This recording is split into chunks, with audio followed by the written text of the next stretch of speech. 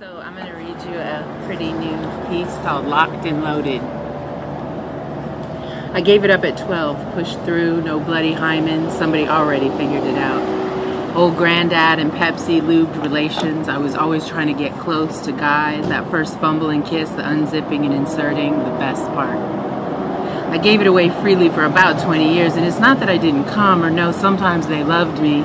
Like to see the white in my eyes on penetration, the moan on wet skin. Still, I hid my stomach, saliva, spit and drool, the unladylike gag of throat and pillow talk. Keep the lights on, an old lady told me. Men are visual. I took it to heart. When I met Big, he held my feet in the palm of his hand, kissed them beautiful, squeezed handfuls of my hip fat and devoured me like a pulled pork sandwich, greasing his generous lips.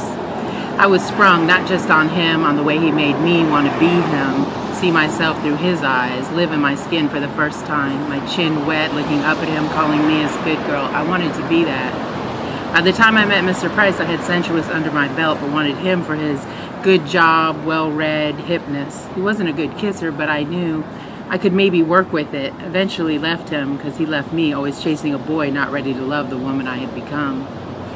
Mike came next. He was, I admit, a fantasy fuck, looking like a brother who could do damage to a girl's backbone. And he had the equipment, Lord knows, but I fell for his brokenness, the mother need, the abused child syndrome, and poured myself into him.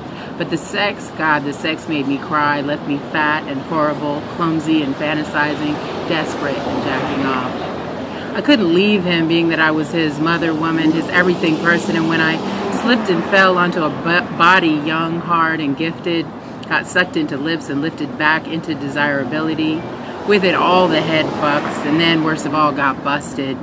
Too honest and too tortured, he held me over the fire. Well, they both did. The kid at work fucking his way through the female staff, Mike guilting me in a bed of bad, needling me, the whore, so predictable. And my sex was supposed to go back underground, but it couldn't, it just couldn't. After a lifetime in this skin, this hungry hourglass, time is running out. I can't lay still, stare down the cobwebs over the bed, pull another fantasy from my head, something to come to, something I don't even want, but can use as a tool. Like a tool, I feel blunt and ineffective. So finally, I shake free at a high cost, naturally, rip apart a family, poison a man, confirm all his worst suspicions of us, the meaner, weaker sex, especially loose white girls. These days, I jet around, come and go, and wonder what to do with this sex. Not like a tool, more like a weapon.